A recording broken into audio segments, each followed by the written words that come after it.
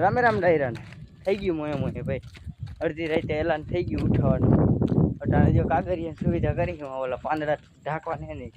પાંદડા ઢાંકી દીધા ભાઈ. વરસાદે દઈ નાખી આજ રાતે પલળવાની મજા જ કંઈક અલગ છે ભાઈ. બહાર પડે ને આપણે વાઘ ગાય લઈને જવા દે ઘરે.